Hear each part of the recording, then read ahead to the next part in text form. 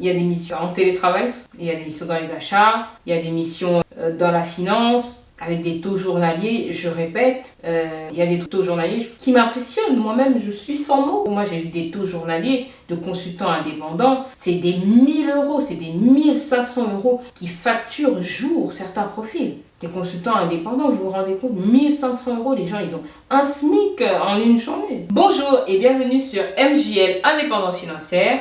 Alors l'objectif de cette chaîne, c'est de vous transmettre ce que j'ai appris sur l'entrepreneuriat et les investissements, qui sont des sujets qui me passionnent et peut nous permettre de vivre notre meilleure vie. L'objectif, atteindre l'indépendance financière, vivre une vie de prospérité, d'abondance, la vie que Dieu a prévue pour nous. C'est un peu ça. Alors dans cette vidéo, on va se poser une question. J'ai parlé dans les vidéos précédentes du fait d'être consultant indépendant. Et dans cette vidéo, je vais parler, selon moi, est-ce que c'est risqué de se lancer en tant que consultant indépendant par rapport au salariat? Le salariat, ça a ses avantages, c'est très bien, etc. L'avantage principal, c'est de décupler ses revenus, de les multiplier, de les doubler, tripler, quadrupler en fonction de votre salaire, taux journalier, expérience, domaine d'activité, etc. Mais est-ce que c'est risqué de quitter le salariat et de se lancer? La question, c'est, ça dépend de votre domaine d'activité. Et si vous êtes par exemple dans l'informatique, il y a tellement de missions. En fait, la question, c'est de savoir, est-ce que si vous quittez votre CDI ou votre sécurité salariale, est-ce que vous trouverez une mission? Est-ce que si la mission se termine, est-ce que vous en trouverez d'autres, etc. Au pire, soyons clairs, au pire, vous pouvez toujours prendre un job, un travail en tant que salarié dans votre domaine. Si vous êtes dans l'informatique par exemple, mais dans les autres domaines aussi, il y a assez de missions. Bon, après, ça dépend où vous vivez, mais moi je vis en Île-de-France, donc ça va, il y a du travail.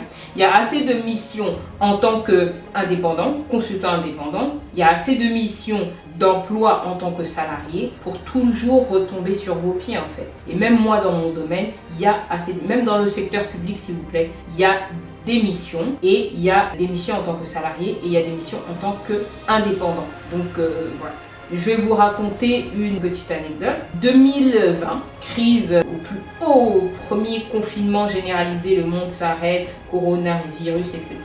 J'ai deux de mes connaissances, deux de mes proches qui étaient en CDI. La première, elle venait de commencer dans une société de conseil en tant que salariée, CDI. Et après, au bout de quelques mois, la crise sanitaire, etc. Donc elle n'avait pas de mission, chômage partiel. Au bout de quelques mois, son CDI il n'y avait pas de visibilité, donc son CDI, période d'essai, n'a pas été reconduite, ils ont mis un terme à son contrat et puis elle n'avait plus de travail, elle a dû rechercher un autre emploi et elle l'a trouvé d'ailleurs très rapidement. Deuxième connaissance, c'était un de mes proches qui était lui consultant informatique en CDI depuis plusieurs années dans la même société. Donc voilà, on se dit CDI, sécurité de l'emploi, etc. en France. Mais pendant la crise, de la même manière, au bout de quelques temps, il n'y avait pas trop de missions, etc. La société a cherché toutes sortes d'excuses parce qu'elle n'avait plus... les budgets étaient gelés, les clients gelaient les budgets. Et donc sa société a cherché tout moyen pour le renvoyer. C'est peut-être 4 ans, 5 ans de CDI dans cette société. Il a été juste licencié, quoi. Et en plus, ils n'ont pas dit non, mais parce qu'on n'a plus d'argent, etc. Non, ils cherchaient des excuses, etc. pour renvoyer la personne, alors que la personne avait fait des longues missions, elle leur a fait gagner beaucoup d'argent. Et donc, on se dit, waouh. Je me disais, en 2020, je me suis dit, moi, je suis consultante indépendante déjà, je me suis dit, est-ce que, voilà, c'est une bonne idée d'être indépendant, etc. Mais quand j'ai vu que beaucoup de gens qui ont perdu leur emploi, ils étaient en salarié, ils étaient en CDI depuis des années et tout, et du jour au lendemain, ils ont perdu leur emploi. On se dit, le salariat, c'est la sécurité de l'emploi. Oui et non. Cette crise, elle nous a prouvé que personne n'est à l'abri en fait. En tant qu'indépendant, il y a des missions dans votre domaine, renseignez-vous, peu importe votre domaine, il y a des missions. Ça peut être une mission courte, mais ça peut être des missions longues. Il y a des missions, comme je disais dans une vidéo précédente, je connais des gens qui sont restés 1 an, 2 ans, 3 ans, 4 ans, jusqu'à 5 ans chez un client en tant que consultant. Donc il peut y avoir de la pérennité dans les missions. Il peut y avoir des missions qui sont longues, plus ou moins longues. Donc, enfin voilà, chez le même client, et puis ça se passe bien, vous restez pendant plusieurs mois, plusieurs années, et c'est possible. Il y a quelque temps, on m'a proposé une mission de 2 ans, etc., en tant que consultante indépendante. Donc c'est pour vous dire que c'est tout à fait possible d'avoir une certaine sécurité, parce qu'on n'est plus on ne vit plus trop à l'époque où on reste toute notre carrière, etc. Beaucoup plus de gens changent de job, mais il y a beaucoup de gens qui changent de job tous les 2-3 ans. Il y a des missions de 2-3 ans. Donc voilà, pour moi, la sécurité, surtout si vous êtes bon dans votre domaine, si vous avez de l'expérience, si vous candidatez, surtout dans les domaines comme l'informatique, il y a tellement de missions,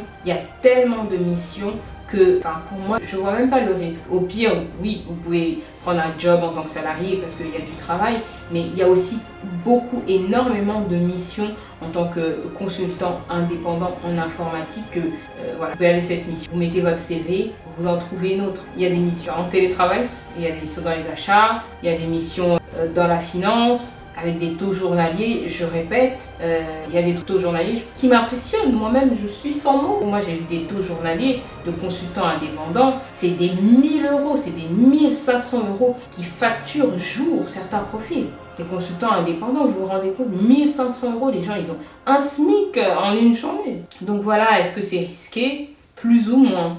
Pour moi, ça ne l'est pas. Enfin, surtout dans la société dans laquelle on vit, surtout dans des domaines où vous avez du travail. Et c'est pas du tout un risque, quoi. C'est une opportunité plus qu'autre chose. Moi, cette année, je me suis dit, allez, je vais voir ce qui se passe dans le monde du salariat. J'ai candidaté sur un poste. Après, ce qu'ils me proposaient, j'ai dit, non, c'était pas assez. Le gap entre salariés. En fait, quand vous avez goûté à certains taux journaliers, là, regardez la vidéo précédente, je vous explique, ou la vidéo d'avant, je sais plus, je vous explique un peu le gap qu'il y avait. C'était de l'ordre de 3,47 fois moins en tant que salarié. J'ai dit non, c'est bon, je vais continuer à être consultante indépendante, etc.